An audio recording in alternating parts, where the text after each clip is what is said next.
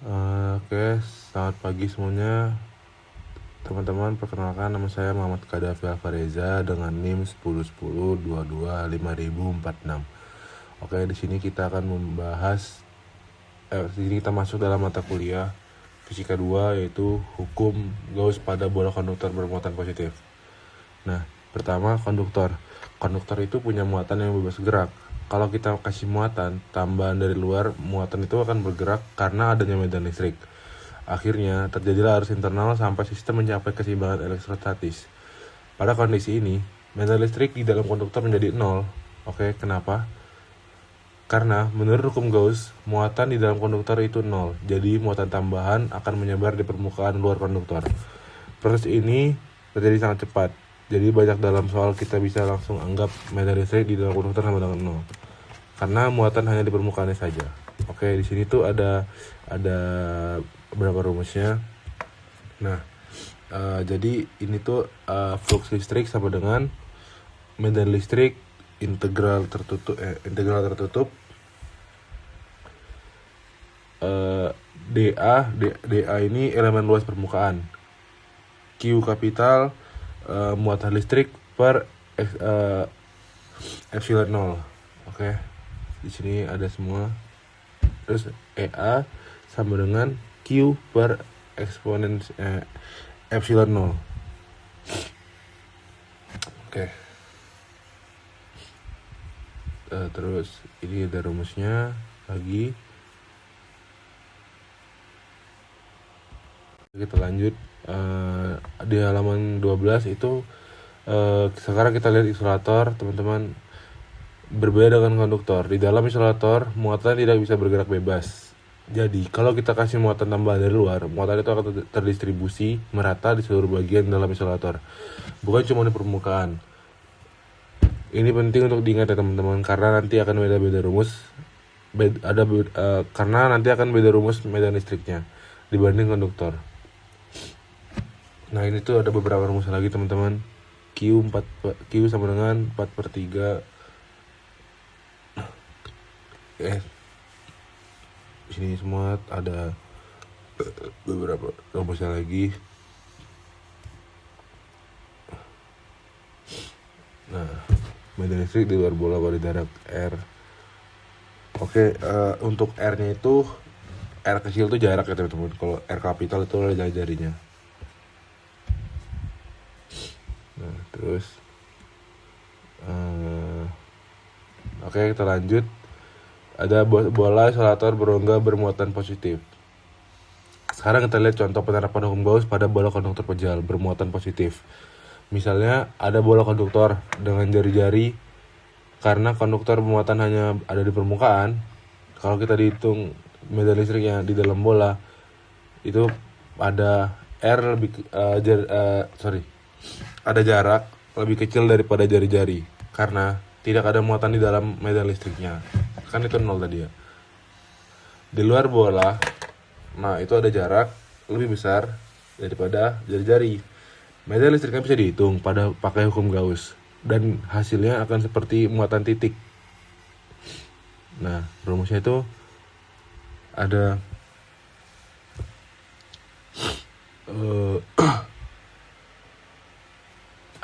ini mencari P-nya, flux listrik sama dengan medan listrik integral tertutup elemen luas permukaan sama dengan muatan uji Q per epsilon 0.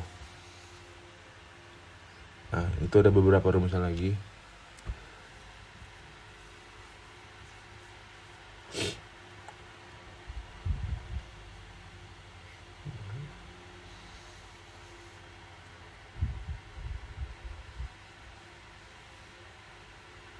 Oke. Nah, oke, lanjut. Itu ada bola bermuatan negatif. Sekarang kita bandingkan dengan bola isolator pejal. Di sini muatan tersebar merata ke seluruh volume bola ya teman-teman. Di dalam bola kita menggunakan jarak lebih kecil daripada jari-jari. medan listriknya tidak ke nol, tapi berbanding lurus dengan jarak dari pusat. Nah, maka rumusnya itu medan listrik E sama dengan 1/4 pi epsilon 0 Q. Q ini tadi itu ada muatan listriknya, jarak sama per R pangkat 3. Nah, untuk di luar oke, kita lanjut hukum Gauss pada beberapa bidang. Menembus. Nah, di sini tuh ada yang menembus bidang dan kawat panjang pada silinder tidak tertutup.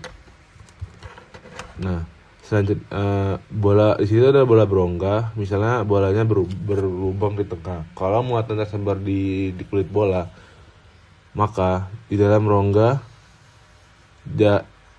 R dalam itu medan listriknya 0 karena tidak ada muatan di dalam rongga.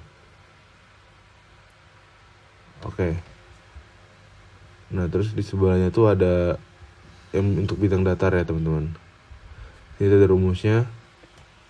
P sama dengan medan listrik integral tertutup elemen luas permukaan sama dengan Q per epsilon 0.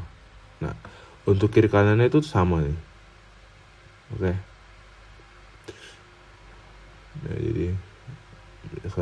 jadi ada dua arah tarik menarik. Oke, lanjut.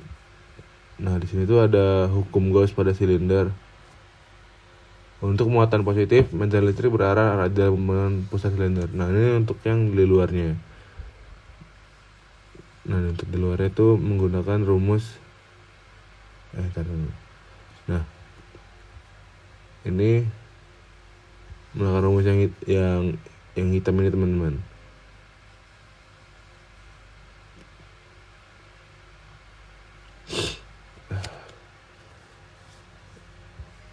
Oke, ini pakai dari sini. Ini P sama dengan medan listrik integral tertutup elemen luas permukaan dikali cos 0 dengan Q per epsilon 0. Nah, itu untuk yang luar. Nah, kalau untuk yang biru, untuk muatan negatif medan listrik berarah radial menuju sumbu pasar silinder. Nah, itu untuk penghitungan dalam. Nah, silinder konduktor di dalam silinder. Oke, lanjut. Silinder isolator. Silinder isolator tidak tertutup diilustrasikan berwarna kuning berjari-jari R. Nah, medan listrik jika R lebih kecil daripada jarak lebih kecil daripada si jari-jarinya teman-teman. Oke. Nah, makanya rumusnya itu ada Pi medan. Oke. Sebenarnya ini untuk perhitungan tadi. Nah, untuk silinder berongga konduktor, pada silinder konduktor muatan hanya di permukaan. Jadi untuk R itu lebih besar daripada B.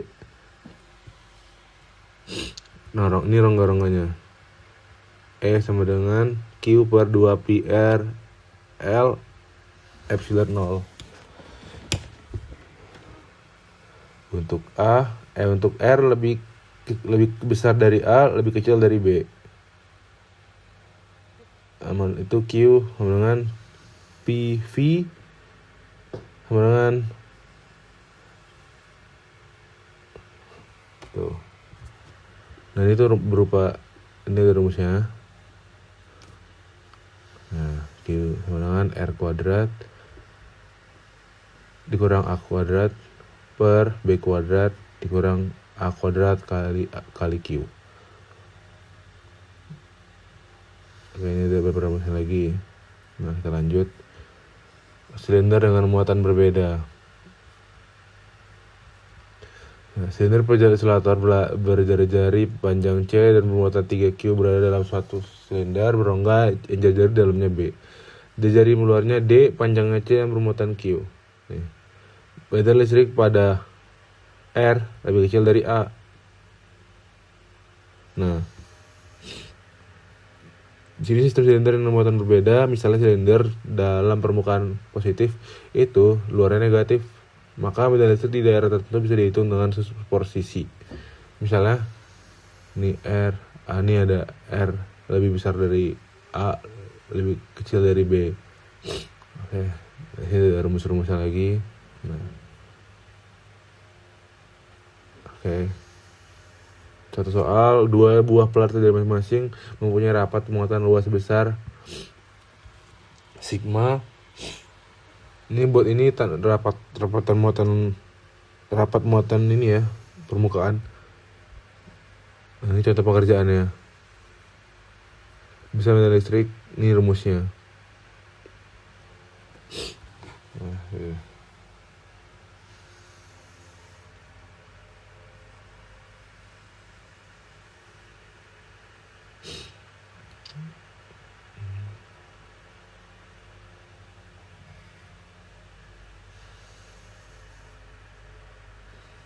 Oke. Nah, contoh soal lagi.